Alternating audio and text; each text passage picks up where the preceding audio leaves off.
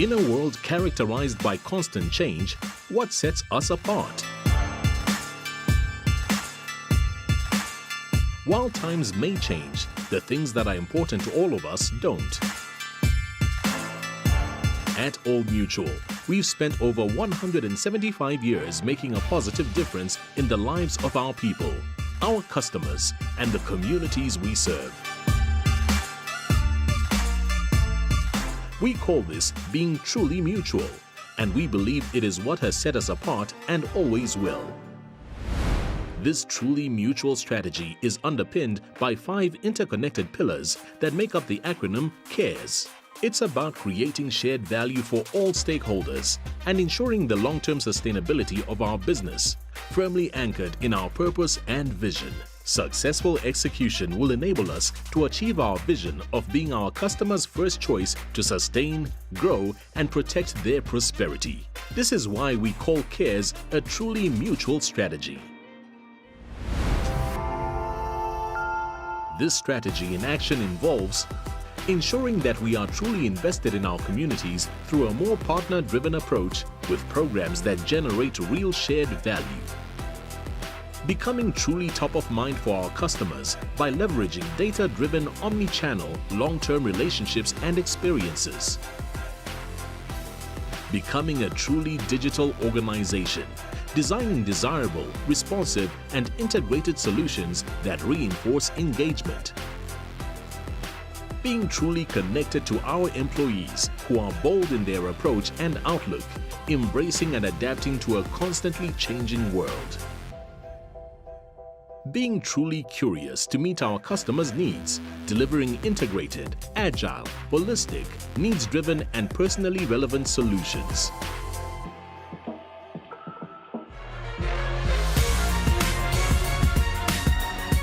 Our refreshed strategy builds on an already strong foundation of serving customers, communities, and other stakeholders through our trusted brand and enviable distribution scale. Despite the challenges that 2020 brought with it, we made good progress in delivery against this refreshed strategy, staying true to our purpose of championing mutually positive futures for all our stakeholders every day.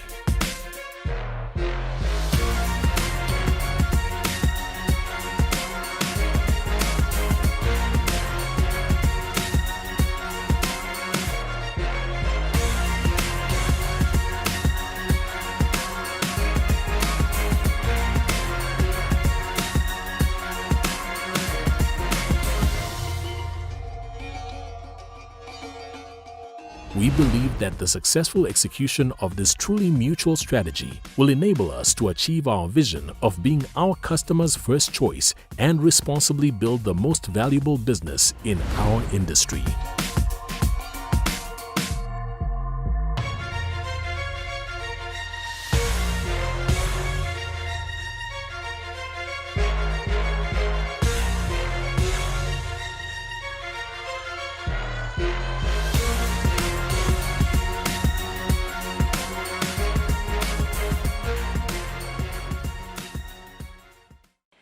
Good afternoon, everybody, and thank you for allowing me to join you today.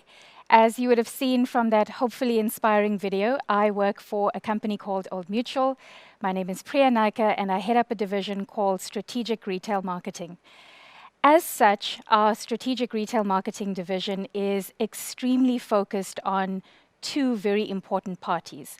So one is the customer and the consumer market, and the other is our financial planners, the independent financial planners, as well as the planners that work for us at Old Mutual. And we're really obsessed with how these 2 parties come together and how we create value in both of their lives. So today I'm going to chat to you about hustle and about struggle and which one of those is preferable. What we've observed over our many years of working with financial planners and also understanding the customer market is that a financial planner typically wears 2 hats. The first is, of course, the role of being an expert financial planner to their customers.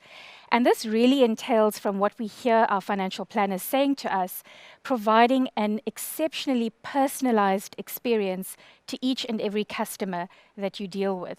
So being able to show your expertise, being able to understand a customer, their unique needs, and translate that back to them in the products you sell, in the plans you put together, and overarchingly in the experience that you deliver. But in addition to this, we understand that most financial planners are also entrepreneurs. They are people running your people running your own businesses, needing to build out an exceptionally viable business model, one that consistently provides you with income, provides a base for you to receive income on an ongoing basis and predictability of new business, one that allows you to find growth points, so the places in the market where you can expect to receive growth in your business, but also putting together strategies that ensure that your customers stay with you, continue to feel your expertise, irrespective of how their lives change, ensuring that you're able to consistently show up through your business model and through your expertise to them. So making sure you have retention strategies in place, as well as being able to effectively initiate referral strategies and allow people to bring others into your practice and into your business. Now, it's these two hats that we find most often planners find as being opposed to each other, and this inherently leads to the idea of struggle. As a planner, you're typically wanting to achieve and convey value to your customers. As an entrepreneur, you're needing to focus on yourself and how you achieve value for yourself, your own goals, and your practice. And when these two feel like they're hitting each other head on, it inherently leads to a feeling of struggle. And typically what we see as characteristic of struggle are things like the spray and pray type of approach, or target anything that moves, just trying to make a sale. These are the kind of phrases that we've heard in the past and the type of strategies synonymous with struggle. But I'd like to propose to you that there is an alternative. And the alternative is really about bringing those two worlds together. It's about ensuring that you build a business model that reinforces your ability to deliver a personalized financial planning experience. And in fact, when you deliver that personalized financial planning experience through a designed value proposition, it reinforces your business model as well. So in other words, how do you build a practice around the markets that you'd like to serve and around the value proposition that you find will be most effective in delivering an expert financial planning interaction? So let's talk about what that means. When designing such a model, it's important to start first with understanding the market. And this takes us away from the struggle mentality of trying to serve anybody and everybody to achieve a sale, but really moving us towards understanding what the market has to offer, what the market is made up of, who makes up the market, and how you then tackle that in an intelligent way. Some of this entails understanding who the consumer is. So what does the consumer look like? What drives them in their day-to-day lives? And what drives them towards purchasing financial products, but also towards embracing financial planning as a holistic proposition? Who are the people in the market? What are their demographics? Where are the brackets of income? Where are the income brackets sitting? And what does affordability look like in those different income brackets? Where are people at their different life stages? How is the gender of the market shifting in those income brackets, and so on? It also then is important to understand not just where the market is currently, but where the puck is going. So in other words, where can you operate in the market that will ensure that your business is sustainable over the coming years? It then makes sense to understand where that market sits geographically. So in the areas that you would like to operate in, what does the market look like and what does growth look like for you? So as an example, if you work in Cape Town and in George, you might want to know what the size of the market is in those cities or in those areas, in those regions, and you'd also want to know whether it is viable for you to continue over the next few years or whether you need to expand your focus into other areas. And finally, it's also good to understand then what industries make up the market. So where are those customers? Where do they sit in which different industries? And also to get a sense of how COVID and other such impacts are shifting those industries. Where can you expect growth and where can you expect to serve best? So the first step is understanding market dynamics. From understanding market dynamics, we can then move into building out a value proposition, being clear about where you'd like to play and building a business model that supports your value proposition. Coming out of understanding the market, we then move into the question you ask yourself as a broker or a small business entrepreneur saying, where do I want to play? Or or better phrased, who would I like to serve? So understanding which part of the market makes most sense for you to serve based on the opportunity size of that market, but also based on your personal skill set, your business, and the way you'd like to focus your value proposition.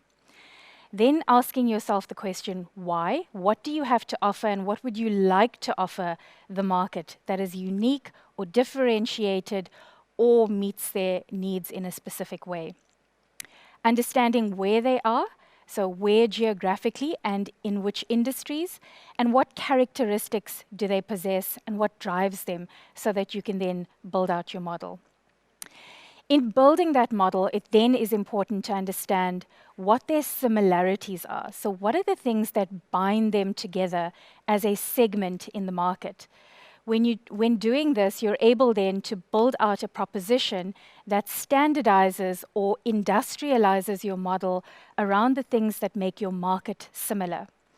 Then understanding what their key differentiators are allows you to build differentiated parts of the experience so that you're not needing to shift your interaction with each and every customer, but you've defined the experience that you'd like to provide to different segments of the market. And in doing so, you're able to build a business value proposition and a business model that supports and reinforces your interaction as a financial planner, and your financial planning interaction feeds back into your business model, thereby achieving a few different things that we spoke of at the beginning. So being clear about where you will find value, where you can expect your income to come from, as well as pockets of growth, how you can pull together good customer retention strategies as well as customer experience strategies, and being very clear on the sustainability of your business for the future. Now, if this sounds a little bit complicated or it sounds like a fair bit of work, I want to confirm that it can be a bit complicated and it can certainly be a bit of work. But I think the important part about being an entrepreneur, and specifically around the hustle mindset, is about leveraging the resources that you have. As an Old Mutual brand, we're committed to pulling together this work and making sure that we deliver it in very practical terms to our partners, such as our independent financial planners. So what we do is we look at the market, we define very clearly the pockets of the market, where to serve or where to play, who to serve or where to play, by understanding economic growth factors, the life stage of consumers, understanding where they sit in different provinces and regions down to city level, but also understanding where they will grow and what how they will grow based on their different life stages in those different cities. We then also take a look at industries, and we are able to see which industries expect to achieve growth, which industries are declining, and apply the lens of things like COVID as well as other economic factors to that picture. But in doing so, we're not wanting to provide theoretical insights into our independent financial planners. What we're actually wanting to do here is to turn this market intelligence into practical value proposition elements that you can use in your business model. And so what we mean by this is really allowing you to leverage the research, the intelligence that we pull together, and practically using it in your business to inform your income strategy, your growth strategy, and your customer engagement and retention strategies in your business model as well. And so I like to use an example when I say leverage. The example that always comes to mind for me is changing a car tire. So it's the jack that's used. The human hand is really unable to pick up a car. But by inserting a lever at just the right point, you're able to pick up far more many times than your own body weight. Just by placing the lever in the right place, it helps you to do so much more than you would have been able to do without it. And in much the same way, if you're able to leverage the type of work that big business like Old Mutual does, you're able then to turn that into practical elements that can be used in your business model, and you don't need to do that work for yourself. So what does that look like? Well, what we do is when we take all of those insights and the market intelligence, we then define that into clear market segments. So we define the life stage of consumers. We also identify different typologies, meaning what are the psychographic things, what are the demographic things that really influence people's behavior and push them towards financial planning and good, prudent financial behavior. We then also identify the ecosystems that they play in. So where are the places you will find these consumers and what will drive them towards engaging with you as an independent financial planner or an advisor. So really becoming extremely personalized, we then turn these into very practical elements that you can find through engagement pieces. So we deliver to you practical engagement elements that you can use in a customer engagement strategy in your practice. We also provide you with thought leadership that you can use as newsletters or other forms of thought leadership in your practice. Social media enablement and web content for your use as well, and really able to help you define an industrialized advice model and financial planning services model through sales toolkits and even emailer templates that you can use to acquire new customers in your business. All of that also including webinar content and enablement, and moving in towards a very defined prepackaged type of quote solution as well, which is coming soon, where you're able to have not just a robust advice discussion, but one that's very succinct and very targeted at a particular need that a customer has. And so really, this is all about removing the struggle that is synonymous with the old model of entrepreneurship or being an independent financial planner, and moving into the hustle mindset, which is all about being agile and intelligently using what big business has to offer and leveraging that for yourself. And so I end with saying the struggling entrepreneur we typically know as someone who's fighting for any and everything, often believing that they don't really deserve any of it, and really trying to just make the sale, as we hear people saying. But hustle is the art of a small entrepreneur leveraging the tools of big business in an exceptionally intelligent way, but combining the agility advantage of small business to create consistent success. And so I invite you to give up the struggle and get your hustle on with us at Old Mutual. Thank you.